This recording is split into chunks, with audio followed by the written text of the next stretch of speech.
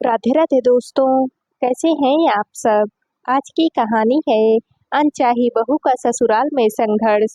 बेटी पारुल से फोन पर बात खत्म होते ही मेरे मस्तिष्क में अतीत के पन्ने फड़फड़ाने लगे।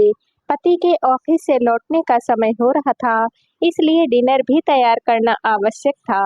किचन में यंत्र चालित हाथों से खाना बनाने में व्यस्त हो गई, लेकिन दिमाग हाथों का साथ नहीं दे रहा था। बचपन से ही पारुल स्वतंत्र विचारों वाली जिद्दी लड़की रही है।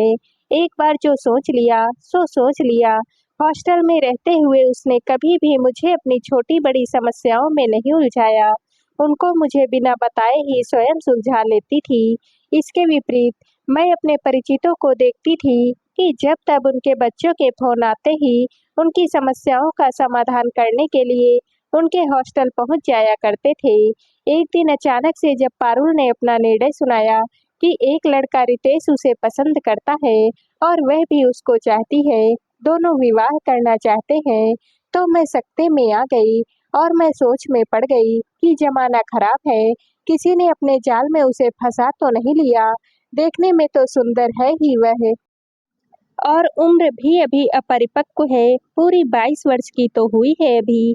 ये सब कुछ सोचकर मैं बहुत चिंतित हो गई कि यदि उसने सही लड़के का चयन नहीं किया होगा और फिर जिद की तो वह पक्की है ही, तो फिर क्या होगा।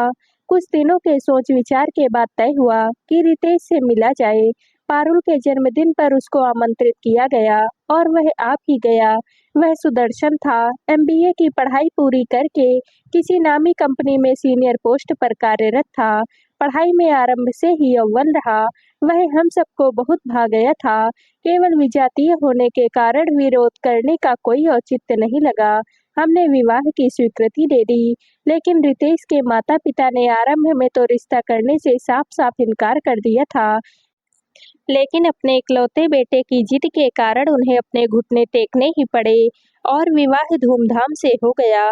पारुल अनचाही बहू बनकर ससुराल चली गई। पारुल अपने मधुर स्वभाव के कारण ससुराल में सबकी चहेती बन गई। सबके दिल में स्थान बनाने के लिए उसे बहुत संघर्ष करना पड़ा, क्योंकि ऐसा करने में उसे रितेश का सहयोग प्राप्त नहीं हुआ। उसने पाया कि रितेश का अपने परिवार से तालमेल ही नहीं था।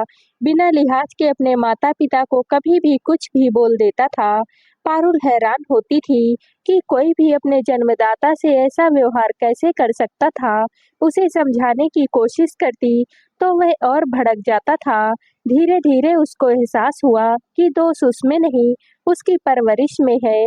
उसके अपने माता पिता के विपरीत रितेश के माता पिता उसकी भावनाओं की कभी भी कद्र नहीं करते थे। अब इतना बड़ा हो गया था, फिर भी उसकी बात को महत्व नहीं देते थे, जिसका परिणाम होता था कि वह आक्रोश में कुछ भी बोल देता था। कभी कभी पारुल असमंजस की स्थिति में आ जाती थी कि वह किसका साथ दे। माता पिता की गलती देखते हुए भी बड़े होने का लिहाज करके उनको कुछ भी नहीं बोल पाती थी। एक दिन माँ बेटे में विवाद इतना ज्यादा बढ़ गया कि रितेश ने तुरंत अलग घर लेने का निर्णय ले डाला। पारुल ने उसे बहुत समझाया, लेकिन वह अपने इरादे से टस से मस नहीं हुआ। वह क्या करती। माँ ने भी अपने अहम के कारण उसे नहीं रोका। वह दोनों के बीच पिस गई। अंत में उसे पति धर्म निभाना ही पड़ा। अपने परिवार से अलग होने के बाद तो रितेश और भी मनमाना हो गया। जो लड़का विवाह के पहले कभी अपनी माँ से ही नहीं जुड़ा, वह अपनी पत्नी से भला क्या ही जुड़ेगा। विवाह जैसे प्यार भरे बंधन के रेशमी धागे उसे लोहे की जंजीरें लगने लगी। आरंभ से ही हॉस्टल में स्वच्छंद रहने वाले रितेश को विवाह एक कैद लगने लगा। एक दिन अचानक से रितेश का फोन मेरे पास आया। बोला अपनी बेटी को समझाओ, बच्ची नहीं है अब। इससे पहले कि वह अपनी बात पूरी करे, पारुल ने उसके हाथ से फोन ले लिया और कहा, मम्मा आप बिल्कुल भी परेशान मत होना। ऐसे ही इसने बिना सोचे समझे आपको फोन घुमा लिया। छोटे मोटे झगड़े तो होते ही रहते हैं, लेकिन रितेश को पहली बार इतनी अशिष्टता से बात करते हुए सुनकर मैं सकते में आ गई। सोचने लगी कि उनकी अपनी पसंद का विवाह है, फिर क्या समस्या हो सकती है। एक बार मैंने और मेरे पति ने मन बनाया कि पारुल के यहाँ जाकर उसका घर देखा जाए। उसने कई बार घर पर बुलाया भी था। विचार आते ही हम दोनों पूड़े पहुंच गए। वे दोनों स्टेशन लेने आए थे। साल भर बाद हम उनसे मिल रहे थे। मिलते ही मेरी दृष्टि पारुल के चेहरे पर टिक गई। उसका चेहरा पहले से अधिक कांतिमय लग रहा था। सुंदर तो वह पहले से ही थी, अब अधिक लावण्यमयी लग रही थी। मुझे याद आया कि जब रितेश के माता पिता ने विवाह से इनकार कर दिया था, तो उसका चेहरा कितना सूखा और निस्तेज लगता था। तब हम कितना घबरा गए थे, और आज उसको देखकर बहुत बहुत तसल्ली हुई थी। 10 किलोमीटर की दूरी पर उनका घर था। वहां पहुंचकर मैंने पाया कि वह 2 बेडरूम का घर था। पारुल ने अपने घर को बहुत ही व्यवस्थित ढंग से सजा कर रखा हुआ था। घर के रखरखाव में तो उसे बचपन से ही बहुत रुचि थी। यह देखकर बहुत संतोष हुआ कि सास ससुर के साथ रहते हुए भी रितेश का उनसे तालमेल न होने के कारण रात दिन जो विवाद होते थे, वे अब समाप्त हो गए हैं और वे दोनों आपस में बहुत प्रसन्न हैं। लेकिन मेरा यह भ्रम शीघ्र ही टूट गया। अगले दिन ही सुबह मैंने देखा कि रितेश पारुल को छोटी छोटी बातों में नीचा दिखाने से नहीं चूकता था। चाहे उसके खाने का, कपड़े पहनने का या फिर खाना बनाने का ढंग हो, वह उसके किसी भी कार्यकलाप से खुश ही नहीं रहता था। बात बात में उसे ताने देता रहता था कि उसको कुछ भी नहीं आता है, वह कुछ भी नहीं कर सकती है। पारुल चुपचाप से सुनती रहती थी। रितेश की उससे इतनी अधिक अपेक्षाएं रहती थी कि उनको पूरा करना उसके वश की बात नहीं थी। उसके जिन गुणों, उसका मासूम लुक देता चेहरा, उसकी नाजुकता, उसकी मीठी मीठी आवाज के कारण विवाह से पहले उस पर रीझा था, वे सब उसके लिए अब बेमानी हो गए थे। हम दोनों अवाक उसकी बेसिर पैर की बातें सुनते थे। मैं मन ही मन सोचती रहती थी कि क्या यही प्रेम विवाह की परिणति होती है। रितेश ने जिससे विवाह करने के लिए एक बार अपने माता पिता का गृह तक त्याग कर दिया था, आज उसी का व्यंग्य बाणों से कलेजा छलनी कर रहा था। दामाद था, इसीलिए उसे अब क्या ही कहते। लेकिन आखिर कब तक। एक दिन आखिर मेरे सब्र का बांध टूट ही गया और मैं पारुल से बोली, चल अभी हमारे साथ घर वापस चल। हमने बहुत देख लिया है और बहुत झेल भी लिए है तुम लोगों का तमाशा। मेरे बोलते से ही रितेश उठकर घर से चला गया।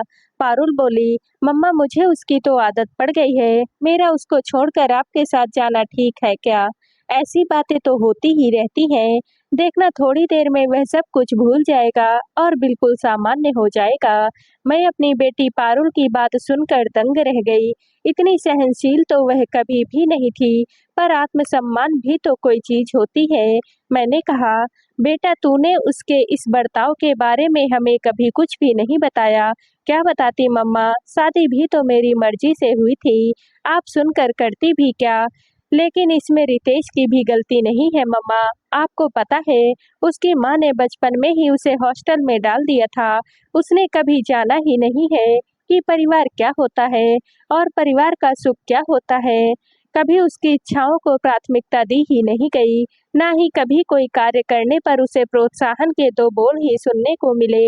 इसीलिए ही ऐसा है। वह दिल का बिल्कुल भी बुरा नहीं है। आज उसकी बदौलत ही इतनी अच्छी जिंदगी जी रही हूँ। धीरे धीरे सब कुछ ठीक हो जाएगा। आप बिल्कुल भी चिंता ना करें मम्मा। लेकिन मुझ पर उसके तर्क का कोई भी सकारात्मक प्रभाव नहीं पड़ा था। पारुल ने मेरे चेहरे के भाव पढ़कर रितेश को फोन करके घर आने के लिए कहा और वह आ भी गया। दोनों ने एक और जाकर कोई बात की। उसके बाद रितेश हमारे पास आया और बोला, सॉरी मम्मा पापा। हम दोनों का मन यह सुनकर थोड़ा हल्का हुआ। हमारे लौटने का दिन करीब होने पर हम पारुल के सास ससुर से मिलने के लिए गए। उसकी सास ने कहा, मेरी बहू पारुल तो बहुत स्वीट नेचर की है, मुझे उससे कोई भी शिकायत नहीं है। हमें यह सोचकर बहुत संतोष हुआ कि कम से कम उसकी सास तो उससे बहुत प्रसन्न रहती है। एक दिन पारुल ने जब मुझे मेरी नानी बनने का समाचार देकर हमें चौंका दिया, तो हम खुशी से फूले नहीं समाये। उसका कहना था कि उसके डिलीवरी के समय मुझे ही उसके पास रहना होगा, नहीं तो रितेश और अपनी सास के विवादों से उस समय वह परेशान हो जाएगी। नियत समय पर मैं उसके पास पहुंच गई। उसने चांद सी बेटी को जन्म दिया।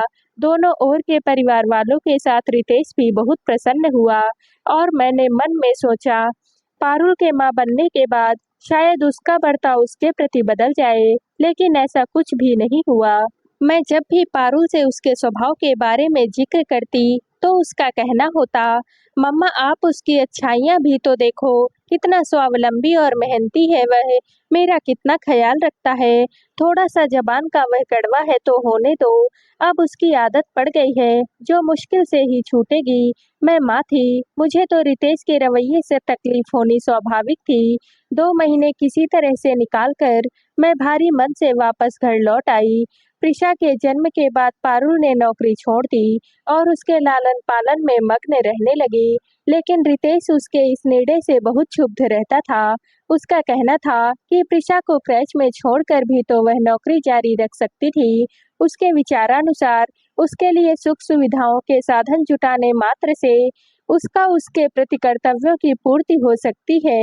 इसके विपरीत पारुल सोचती थी कि कोई भी संस्था बच्चे के पालन पोषण में माँ का विकल्प हो ही नहीं सकती है, और वह नहीं चाहती थी कि उससे दूर रहने के कारण वह भी अपने पापा का पर्याय बने। ऐसा कोई आर्थिक कारण भी नहीं था कि उसे मजबूरी में नौकरी करनी पड़े। पारुल अपनी बेटी प्रिशा की बढ़ती हुई उम्र की एक एक गतिविधि का आनंद उठाना चाहती थी। उसके लालन पालन में वह किसी भी प्रकार का कोई भी समझौता नहीं करना चाहती थी। उसकी तो पूरी दुनिया ही बेटी में सिमट कर आ गई थी।